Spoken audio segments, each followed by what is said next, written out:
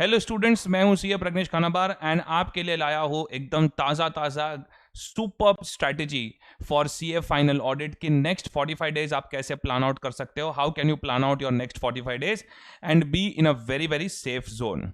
Alright, तो दोस्तों ये मैंने प्लान पूरा मेरी टेलीग्राम चैनल पे अपलोड कर दिया है, आप नीचे डिस्क्रिप्शन में भी देख सकते हो। बट टेलीग्राम चैनल पे जब पोल लिया मैंने तो बच्चों ने बोला दैट सर थोड़ा एक वीडियो इशू कर दो so that we will be more clear कि आप कहना क्या चाहते हो। So I thought that okay, let me issue a video. So today is 11th March, plan already 10th March से शुरू हो चुका है, 45 डेज का revision plan. So you can start it from today itself looking at the video और maybe from tomorrow and you can have a very good plan for CA final audit.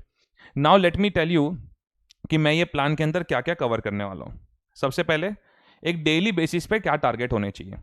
Students, हम लोग May 23 attempt से बस अब कुछ ही दिन दूर हैं। सो ऑब्वियसली ये एक सेकेंड रिवीजन को ध्यान में रख के बनाया गया प्लान है। लेकिन अगर आप लेट अस से फर्स्ट ग्रुप ही सिर्फ दे रहे हो, या लेट अस से दैट अगर आप के पास काफ़ी टाइम है ऑडिट सब्जेक्ट के लिए, या आप फर्स्ट टाइम रीडिंग करने वाले हो, बाकी सब सब्जेक्ट्स हो चुके हैं, ऑलराइट, बेसिकली आपका फर्स्ट रीडिंग नहीं हुआ है, देन इन दैट केस मैंने जो भी यहाँ पे टाइम लिमिट लिखे हैं उसको आप 1.5 टाइम से ऐसा कर सकते हो। ऑलराइट, सो जैसे कि 90 मिनट्स है तो अराउंड 135-140 मिनट्स जितना ले सकते हो, मैक्सिमम 2x तक जा सकते हो। ऑलराइट, 90 का 180 मिनट्स ले सकते हो। तो पहले तो डेली टाइम टेबल है टारगेट्स के साथ। एंड गुड न्यूज़ ये भी दूंगा कि साइड में मैंने थोड़े इंपॉर्टेंट टॉपिक्स लिखे हुए हैं कि वो टॉपिक के अंदर क्या क्या इंपॉर्टेंट है। उसके बाद ये पूरा टाइम टेबल हो जाने के बाद then later on you will see कि एग्जाम डे का स्ट्रेटेजी क्या होना चाहिए for May 23। Good news good news good news. So we have 5th and 6th में एज अ हॉलीडे, 4th में को SFM है एंड देन 7th में को ऑडिट का पेपर है। और अगर SFM में भी आप एग्जामिशन लेके बैठे हो तो ज़बरदस्ती हो जाएगा।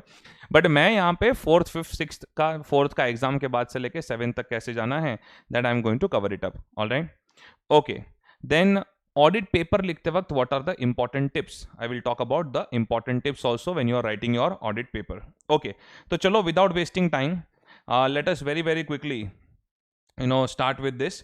बहुत आप देखते रहोगे, बहुत छोटा ड्यूरेशन है वीडियो का, तो बहुत क्विकली जाऊंगा, बहुत क्रिस्प जाऊंगा, बिकॉज स्ट्रैटेजी से ज़्यादा आपको पढ़ाई में टाइम इन्वेस्ट करने की ज़रूरत है। By the way, I hope आपने मेरा मैराथन वीडियोस का लिस्ट देख लिया है। काफ़ी सारे November 22 के सेम वीडियोस रहते हैं और जो भी अमेंडमेंट्स वगैरह है वो मैं इशू कर रहा हूँ time to time for May 23 attempt. Alright, और अगर कोई स्पेसिफिक टॉपिक की रिक्वायरमेंट हो तो ज़रूर कमेंट बॉक्स वगैरह में लिख दीजिएगा, मैं जितना हो सके उतनी आपकी हेल्प करने की ट्राई करूँगा। ऑल्सो हमारी ऐप पे रहिए, download the app from www.theauditacademy.com and you will really reap lot of benefits out of it. Alright, तो बाकी टेलीग्राम ग्रुप का लिंक वगैरह ऐप ये सब यहाँ पे दिया हुआ है। चलो अभी दोस्तों, सबसे पहले स्ट्रैटेजी का ब्रॉडली सेग्रीगेशन ऐसा है। I will use more of English also because I think South India students are also looking at this. So the strategy is bifurcated in this manner when you look at the timetable. So you have your date, you have your day, you have your time, you have topic, you have the important concepts to be covered over here. All right. And then I have given the time also, the topic and the concepts. तो ये time को थोड़ा follow करने की try कीजिएगा। अब time को follow करने के दो तरीके हैं।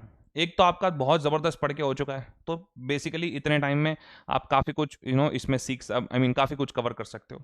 लेकिन लेटर से आपका बहुत कम पढ़ के हुआ है, you have studied very less and you are also struggling with time, तो प्लीज इंश्योर कीजिए कि you please focus on these important concepts. So if you have done 2 to 3 times revisions, फिर भी ये कंसेप्ट तो आपको अच्छे से आने चाहिए। और अगर आप नए हो, आपने थोड़ा अच्छे से पढ़ाई नहीं किए, तो ये कंसेप्ट एटलीस्ट अच्छे से कर लो। फिर थोड़ा रिस्क पे जाना पड़ेगा ऑडिट पेपर के अंदर, बट ये कंसेप्ट एटलीस्ट अच्छे से कर लो। बहुत सालों के एक्सपीरियंस के बाद ये सारे कंसेप्ट दिए हैं। आप अगर मेरा यूट्यूब चैनल देखोगे तो मैं ABC एनालिसिस नहीं देता, ऑल्दो मेरी जो डिजिटल मार्केटिंग के जो एडवर्टाइजिंग कंसल्टेंट है वो कहते हैं कि आपको ABC एनालिसिस का वीडियो प्रिंट डालना चाहिए, ताकि उसकी सर्च बहुत होती है गूगल के अंदर। बट अभी ठीक है यार, सब कुछ मार्केटिंग के ऊपर थोड़ी डिपेंडेंट होता है। So if I just keep on issuing ABC analysis का video, then I really don't feel that वो आपको बेनिफिशियल होगा। बिकॉज अभी आप देखो May 22 वगैरह में, November 22 कहाँ कौन से ऐसे क्वेश्चन थे, 230, 505, नॉर्मली ऐसे क्वेश्चन को कोई वेटेज भी नहीं देता इतना। ऑलराइट, तो ऐसे जगह से भी थे, तो ABC एनालिसिस करके मतलब नहीं है। हाँ, पर मैंने ये ज़रूर किया है कि हर एक कंसेप्ट के अंदर क्या क्या इंपॉर्टेंट है वो आपको बताया हुआ है। Alright, so rather than living few topics completely in option. From each topic you can leave few paragraphs in option. Alright, तो इस तरीके से भी आप आगे बढ़ सकते हो. ऑलराइट, बहुत ही क्लियर स्ट्रैटेजी बताऊंगा, बहुत ही रियलिस्टिक स्ट्रैटेजी बताऊंगा. 25 दिन में पैसा डबल वाला हेरा फेरी वाला स्कीम की बात नहीं करूंगा. I will be very realistic in my strategic discussion. Alright, so everyone over here, ये पहले आपका ऑडिट रिपोर्ट आप कर लो स्टैंडर्ड्स में. उसके बाद मैंने सीक्वेंस ऑफ स्टैंडर्ड्स दिए, तो पहले ना आप डेली बेसिस पे थोड़ा स्टैंडर्ड्स रिवाइज करो, देखो कैसे जाता है. बाकी जो आपको देखना है वो तो मैंने वहाँ पे लिख के दिया ही हुआ है. स्टैंडर्ड्स रिवाइज कर लो डेली बेसिस पे. आप देखो मैंने थोड़े थोड़े स्टैंडर्ड्स के टारगेट दिए हुए हैं. तो ये अराउंड 10th मार्च से लेके, और अभी अगर देख रहे हो तो 11th या 12th मार्च से लेके it will go on till let us से अराउंड मार्च एंड तक आ जाएगा. ओके, तो थोड़ा थोड़ा स्टैंडर्ड्स रिवाइज करो. अब यहाँ पे जो आप इंपॉर्टेंट कंसेप्ट्स का लिस्ट देख रहे हो, द ऑडिट अकेडमी यानी the students of the audit academy, I repeat, the students of the audit academy. Alright, because we have students from India, Nepal, UAE. Alright, we have students from north India, south India, everywhere. So the audit academy students, there is one clear straight away instruction कि ये जो सारे concepts अपनी text book में clearly highlighted है. मैंने markings भी देके रखे हुए स्टैंडर्ड्स के केस में. Please ensure that you do it from those markings and the concepts. Alright, जहां कहीं भी आपको डिफिकल्ट लगे, wherever you feel that it is difficult, you can revise it from the revision video. और जो नॉन टीए स्टूडेंट्स ये देख रहे हैं, वो आप अपनी क्लास की नोट्स या आपकी सेल्फ स्टडी की नोट्स में से कर सकते हो ये जो कंसेप्ट्स है, लेकिन ये कंसेप्ट्स का कवर करना जरूरी है. और अगर आपको लगता है कि आपकी नोट्स इनफ नहीं है या आपको थोड़े डाउट्स आ रहे हैं, तो आप मेरे रिविजन वीडियोस का यूज जरूर कर सकते हो. इस वक्त तो मैं अभी May 23 को कोई लेक्चर्स परचेस करने की ज्यादा बात करूंगा नहीं, कमर्शियली नुकसान होगा, but that's okay. Alright, I need to be genuine in my advice. अब आपका सेल्फ स्टडी का टाइम है. Alright, बाकी if you want to purchase it, you know the links and the references all are there in the description of this YouTube video. तो दोस्तों, ये आपको मैंने इस तरीके से प्लानिंग करके दी है, लेकिन लेट मी टेल यू, पूरे के पूरे स्टैंडर्ड्स ऑडिटिंग के लिए इतना ध्यान रखना. जनरल टिप यही है कि जो जो एसेस आपको अच्छे लगते हो उसको बहुत अच्छे से कीजिए. ऑलराइट, लेकिन जो जो एसेस आपको अच्छे नहीं लगते, एटलीस्ट पर कंसेप्ट 2 पॉइंट्स कवर करने की ट्राई कीजिए, या एटलीस्ट मेरे रिवीजन वीडियो से कीजिए, या एटलीस्ट इतना तो कीजिए जो मैंने यहाँ पे लिखा हुआ है. Alright, then also you will be in a much better position. But please please please, it is my request कि आप कोई ऐसे को ऑप्शन में छोड़ने की बात ना करे. Alright, yes sir, yes sir, yes sir. Okay, so everyone over here. इसके बाद थोड़ा फर्स्ट 20-25 डेज का स्टैंडर्ड्स का प्रिपरेशन के बाद आप देखोगे, जब नॉन ऐसे स्टार्ट होता है, मुझे पता है आपका एब्जॉर्बिंग पावर बढ़ जाता है. In that case professional ethics है स्टैंडर्ड्स के बाद, तो आप देखोगे 90 मिनट्स के 4-5 दिन के स्लॉट दे के रखे हैं. अगर इसमें एक दिन आप एक्स्ट्रा भी ले ले तो then it is fine, but professional ethics को बहुत अच्छे से कीजिए. It really hurts when I say this that मैंने सर्टिफाइड कॉपी देखी नवंबर 22 में, जो बच्चे फेल हुए थे या 45-46 आया था, जिन्होंने भी सर्टिफाइड कॉपी ऑर्डर की थी. अराउंड 60-65 स्टूडेंट्स ने मेरे पास इवेल्युएट करवाई, and from those certified copies मुझे ये पता चला दैट प्रोफेशनल एथिक्स में भी बच्चे 4 में से 2 ला रहे हैं, 2 out of 4. What is this? तो प्रोफेशनल एथिक्स में आप थोड़ा प्रिपरेशन को अच्छा कीजिए, so that you need to score full marks. I really request, अगर चाहिए तो मेरा रिवीजन वीडियो देखो, अमेंडमेंट को जरूर देखना. ऑलराइट, कुछ अच्छे अमेंडमेंट्स भी है उसके अंदर. ओके, आफ्टर दैट अगर आप देखोगे 45 मिनट्स के कुछ मैंने कंपनी ऑडिट के स्लॉट्स डाले हैं. इसके अंदर मैंने कारों का कवर नहीं किया है, मतलब कारों के लिए मैंने अलग से दिन दिया है आपको. राइट, तो ये कंपनी ऑडिट यहाँ पे आप कर सकते हो, बिकॉज ये टाइम पे आप दूसरे सब्जेक्ट भी प्रिपेयर करते रहोगे तो थोड़ा लोड बढ़ा हुआ रहेगा. So I don't want you to feel frustrated. इसके बाद अगर आप देखोगे तो हर एक टॉपिक को लेके क्या क्या इंपॉर्टेंट है मैंने बोला हुआ है. जैसे अभी पीएससी ऑडिट में तो अगर आप मेरा 30-35 मिनट्स का रिवीजन वीडियो भी देख लो तो भी सब कुछ कवर हो जाता है उसके अंदर. ऑलराइट, बैंक ऑडिट में क्या इंपॉर्टेंट है मैंने यहाँ पे लिखा हुआ है, रिवीजन वीडियो देख लेना मेरा, आपको इंपॉर्टेंट पॉइंट्स पता चल जाएंगे. बट बैंक ऑडिट में, इंश्योरेंस ऑडिट में, एनबीएफसी ऑडिट में प्लीज ऑप्शन में मत छोड़ना, प्लीज प्लीज प्लीज. और एनबीएफसी ऑडिट की बात करो तो हो अमेंडेड टॉपिक है, obviously it is expected in the exams. ना आए तो फिर सरप्राइज हो सकता है, but it is expected in the exams. Alright, फिर एक बीच में बफर डे दिया है आपका थोड़ा बैकलॉग का. Peer review please be very careful, amendment video already issue किया है. Alright, and please do it very very carefully. बहुत ही हाईली इंपॉर्टेंट हो सकता है. May 23 में नहीं आया तो नवंबर 23 में तो 100% आने के चांसेस है. कभी कभी ऐसा वो लोग लुका छुपी खेलते, अमेंडमेंट आया तो नेक्स्ट अटेम्प्ट में पूछते हैं. Alright, but it is expected in exams, do it properly please. Alright, then आप देखोगे कुछ टॉपिक्स जो थोड़े डिफिकल्ट लगता है आपको, उसकी बात करता हूँ. जैसे ऑटोमेटेड एनवायरनमेंट, डिफिकल्ट तो नहीं, आपकी लैंग्वेज में बोरिंग लगता है. ऑलराइट, थोड़ा फास्ट जा रहा हूँ because I want to keep this video crisp. Automated environment, internal management operation audit, investigation, due diligence, at least ये सब में कुछ ना कुछ तो करने की ट्राई कीजिए. कुछ भी नहीं होता है तो एटलीस्ट मॉड्यूल क्वेश्चंस करने की ट्राई कीजिए. ऑलराइट, पर पूरा का पूरा ऑप्शन में छोड़ के जाना that is not good. If you see November 22 attempt, audit versus forensic audit, अपना क्या फ्यूचर मेंटेनेबल सेल्स का एग्जामिनेशन कैसे करना है, इन्वेस्टिगेशन कैसे करना है, दोनों मॉड्यूल के क्वेश्चन कॉपी पेस्ट पूछ लिए। नवंबर 22 में more than 50% questions way straight away picked up from the module. Alright, तो अगर ऐसे इजी चीजें कर रहे हो लोग तो अपना पास होना बनता है यार। Alright, okay. और अगर आप फेल हुए हो तो बिल्कुल टेंशन मत लेना, प्रीवियस अटेम्प्ट में मैं भी फाइनल से में फेल हुआ था और मुझे बिल्कुल भी अफसोस नहीं होता ये बोलते वक्त। ऑलराइट, वो फेलियर ने मुझे काफ़ी सारी चीज़ें सिखाई।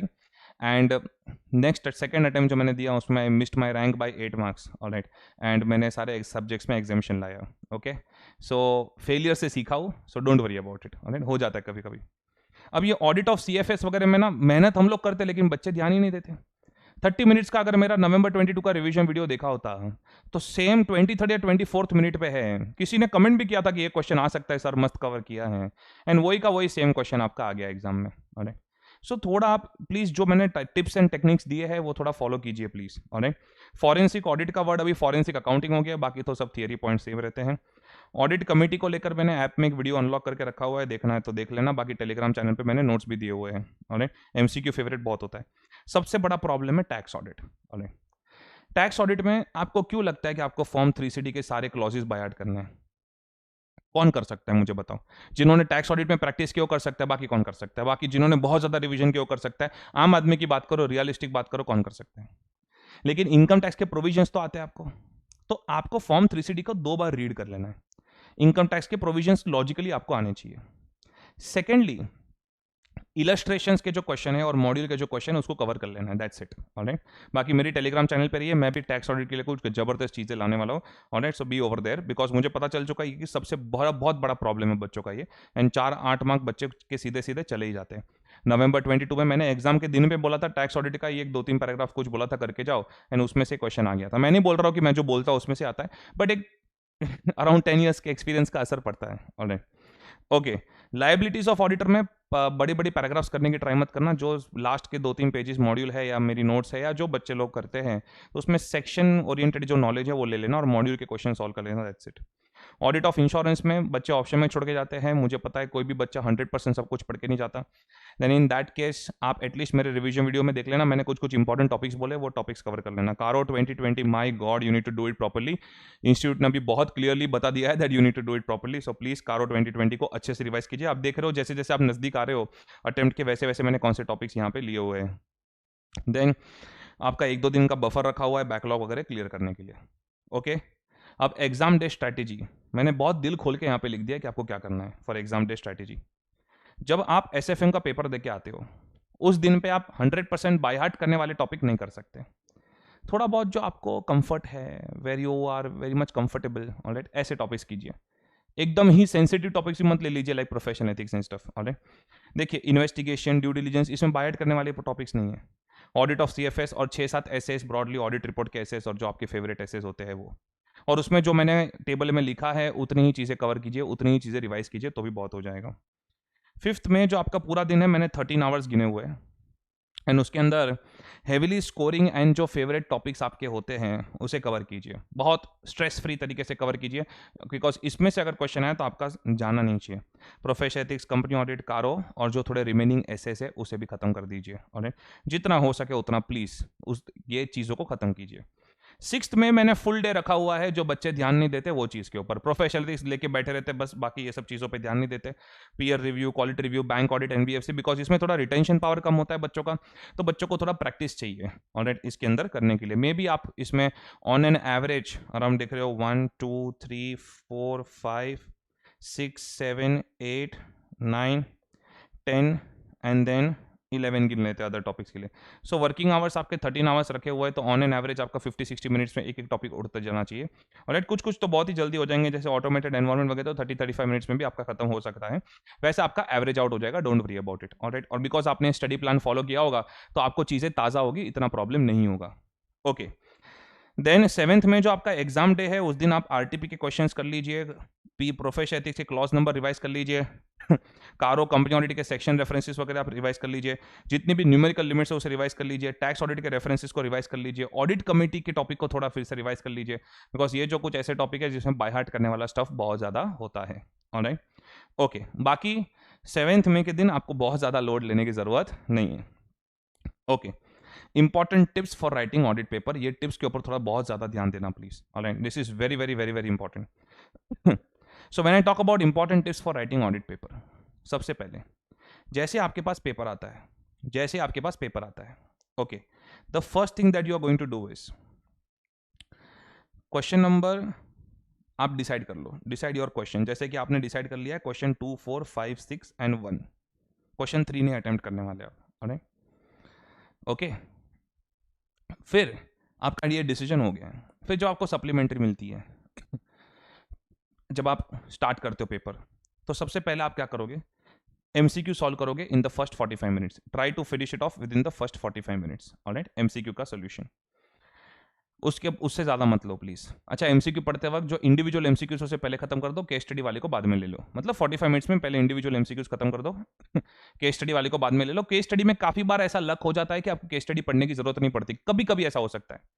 देन इन दैट केस कुछ थियरी एमसीक्यू से तो फटाफट उसे सॉल्व कर दो, एंड जो केस स्टडी पढ़ना है वो एकदम लास्ट के 10 मिनट में 12 मिनट में लेके खत्म कर दो, मतलब फर्स्ट 45 मिनट्स का लास्ट 10-12 मिनट्स।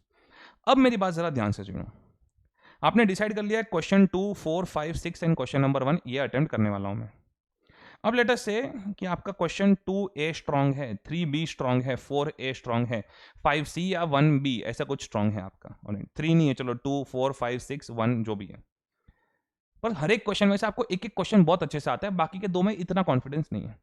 तो पहला आप क्या करोगे, जैसे सप्लीमेंट्री आएगी आपके पास, सबसे पहला क्वेश्चन, जैसे आप क्वेश्चन नंबर 2 अटेम्प्ट करने वाले हो, तो 2 में A B C है, एंड लेट अस से आपको 2B अच्छे से आता है, चलो 2B ले लेते हैं। तो 2B पहला आंसर होना चाहिए, फर्स्ट इंप्रेशन एग्जामिनर पे अच्छा पढ़ना चाहिए। उसके बाद 2A देन 2C, ये का पेज नंबर छोड़ दो, मतलब 2B का एक पेज, 2A का एक पेज, 2C का एक पेज। सर एक पेज से ज्यादा लगा, तो अगर एक पेज से ज्यादा लगता है आपको आंसर करने में तो आप कॉन्फिडेंट नहीं हो, एक पेज के ऊपर कोई आंसर होता ही नहीं है, ऑलराइट। तो एक एक पेज छोड़ दो और जो रेलेवेंट लिखना है वही लिखना है। सो 2B आप कॉन्फिडेंट हो, लिख लो, ऑलराइट। उसके बाद लेट अस से, जस्ट अ मिनट, हाँ दूसरा डॉक्यूमेंट खुल गया ओके। उसके बाद लेट अस से कि आप क्वेश्चन 1 में कॉन्फिडेंट हो, ऑलराइट। लेट अस से आपने कुछ ऐसा सीक्वेंस रखा हुआ है, तो क्वेश्चन 1A B C ये सबके पेज नंबर दे दो। आप समझ में आ रहा है क्या बोल रहा हूँ, थोड़ा रिपीट कर देता हूँ, बीच में डॉक्यूमेंट दूसरा खुल गया था इसलिए। क्वेश्चन नंबर 2B आपने अटेम्प्ट कर लिया, 2A और C छोड़ दो, एक एक पेज छोड़ दो। देन 1A अटेम्प्ट कर लो, alright. Then B and C के लिए एक एक पेज छोड़ दो। क्वेश्चन 4 आया, A B C, alright. C में कॉन्फिडेंट हो, C को भर दो, भर दो, A B बाद में देखेंगे, ऑलराइट। तो वैसे आपको जो कॉन्फिडेंट क्वेश्चन है उसे भर दो आप, ऑलराइट, पर पेज सबके लिए सीक्वेंस में छोड़ देना। And that is first phase is MCQ 45 minutes, जिसमें आपके 22 मार्क्स मैंने देखा ऑन एन एवरेज बच्चे स्कोर कर लेते हैं। सेकंड फेज में अटेम्प्ट कॉन्फिडेंट क्वेश्चंस, मैंने अभी हाल ही में 2-3 सर्टिफाइड कॉपीज देखी जहां पे बच्चे कॉन्फिडेंट थे, वो क्वेश्चंस उनके रह गए लिखना, ऑलराइट, एंड बच्चा शॉक में कि यार ये कैसे रह गया। एंड जहां पे कॉन्फिडेंट थे वो फटाफट लिखा है, जहां पे कॉन्फिडेंट नहीं थे वहां पे ज्यादा टाइम दिया कि कुछ पॉइंट्स याद करके लिखेंगे। डोंट डू दैट, जहां पे कॉन्फिडेंट हो वहां पे अच्छे से खत्म करना है चीजों को, alright. You need to finish it off nicely wherever you are confident, okay. Second ये आपका फर्स्ट फेज एमसीक्यू हो गया। सेकंड फेज मैं थोड़ा टाइम ले रहा हूं ताकि आपको अच्छे से समझ में आए। सेकंड फेज फिर आपका ऐसे अटेम्प्ट करके हो गया। अब थर्ड फेज में आप ये सारे क्वेश्चंस को फिलअप करोगे जहां पे आप कॉन्फिडेंट नहीं थे, उसमें भी आप थोड़ा सीक्वेंस रख सकते हो कि जहां पे लेस कॉन्फिडेंट हो, ऑलराइट, और एकदम बिल्कुल कॉन्फिडेंट नहीं हो, तो जो लेस कॉन्फिडेंट हो उसे अटेम्प्ट करो, जहां पे बिल्कुल कॉन्फिडेंट नहीं हो फिर वो ले लो। अब मेरी बात जरा ध्यान से सुनो, जब आप ऐसे क्वेश्चंस का आंसरिंग कर रहे हो where you are not that confident, I repeat, when you are taking up the questions when you are not that confident, alright, so please be careful, you need to ensure कि आप बहुत ज्यादा लंबा नहीं लिख रहे हो, alright, you are not stretching it too much, alright, you should not stretch it too much. जैसे I have seen that where students are not confident, वहां पे 1.5 पेज वगैरह लिख रहे हैं, don't do that, alright. एक पेज लिखो या तो 3-4 पॉइंट लिखो, जो रेलेवेंट है वो लिखो, और जो याद नहीं आ रहा है छोड़ो फिर, बहुत ज्यादा लंबा खींच के एनीवेज वो आपको मार्क्स दे देने वाले। आपने सर्टिफाइड कॉपी के मार्किंग देखे होंगे, ऑलराइट। अगर चाहिए तो मैं सर्टिफाइड कॉपी का भी अलग से वीडियो लेके आऊंगा, अगर ऐसी कोई जरूरत है तो प्लीज कमेंट बॉक्स में जरूर लिखिए। वैसे जुलाई 21 अटेम्प्ट के बाद तो मैंने वीडियो निकाला था, उसके बाद थोड़ा टाइम नहीं मिला वो चीज को लेकर, ऑलराइट। कॉपीज इवैल्यूएट बहुत किए मैंने, तो अगर आपको चाहिए तो वैसा भी मैं वीडियो लेके आ सकता हूँ, okay. So please follow this first phase, second phase, third phase. First phase MCQ, second phase confident question, third phase less confident and not confident wale questions. All right. And last 5 minutes are obviously to check your marking, technical details, question number and stuff. जब आप paper presentation कर रहे हो तो professional ethics वगैरह या company audit जैसे या जो केस स्टडी बेस्ड है, provisions, facts of the case, conclusion, जो थियरी है ना, थियरी बेटा थियरी, उसमें आप क्या करो, क्वेश्चन नंबर दे दो, सेंटर में कुछ ना कुछ टाइटल लिखो कि किसके बारे में लिख रहे हो. जैसे नवंबर 22 में था using the work of internal auditor for direct assistance where you can not use it. Alright, so using direct assistance from internal auditor, ऐसा कुछ आपने टाइटल दे दिया क्वेश्चन नंबर लिख के, तो पता चलता है एग्जामिनर को कि आपको क्वेश्चन का मेन पार्ट समझ में आ गया है. ऑलराइट, नॉर्मली लास्ट लाइन ही कॉपी करके सेंटर में टाइटल देना होता है. देन थियरी में ऑलराइट आपका एक टारगेट होना चाहिए थियरी आंसर्स लिखते वक्त, that you tally 2 to 2 points, you tally 2 to 2 points with their suggested answer. जितना रेलेवेंट याद आता है लिखो, इरेलेवेंट लिखने में ज्यादा टाइम वेस्ट मत करो, थोड़ा बहुत लिख के फिर नेक्स्ट क्वेश्चन में आ जाओ. बिकॉज आपका एक बार कॉन्फिडेंट क्वेश्चन अटेम्प्ट करके हो गया, उसके बाद आपका एम होगा to focus more and more on attempting the full paper. Alright, तो यही मैंने यहाँ पे थर्ड टिप में दिया हुआ है. टिप 2 और टिप 3 पूरा आपको मैंने अच्छे से समझा दिया. ऑलराइट, और सुनो यार, ये प्लान फॉलो करने के बाद, इतनी मेहनत करने के बाद पेपर अच्छा ही जाएगा. अगर पेपर थोड़ा एवरेज जाता है, एक बात बताऊं मैं, खुद के ऊपर ज्यादा नेगेटिव फील मत कराओ, खुद को नीचा फील मत कराओ. Please do not degrade yourself, because you have taken the toughest course and you are not wasting your parents money. That's the biggest thing. आज आप देख रहे हो 100 अगर कोई यूथ है, 100 में से 80 यूथ स्पॉइल्ड है. कितना सारा मम्मी डैडी का पैसा बिगाड़ रहे हैं. आई एम सॉरी टू से दिस, पर ये फैक्ट है. और आप कितना फैमिली का सोच रहे हो. So it's okay, relax please. You are doing your job, I am with you and I am proud of you. So please अच्छे से करिए.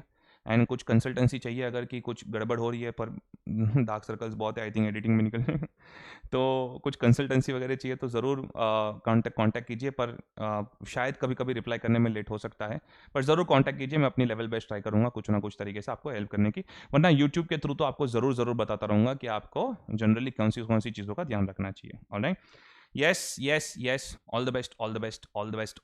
I am with you, do not worry about it. और सुनो last tip, ये common mistakes वाला एक video बनाया था सर्टिफाइड कॉपी का, जुलाई 21 के बाद देखना रहेगा तो देख लो. नया कोई वीडियो चाहिए नवंबर 22 वगैरह का तो भी आप मुझे पूछ सकते हो. वैसे मैंने पेपर एनालिसिस वगैरह के वीडियो भी दिए हुए हैं. Alright, thank you so much. ज़्यादा से ज़्यादा लोगों तक ये वीडियो पहुंचाए दोस्तों, ये आपकी ड्यूटी है. Alright, thank you so much.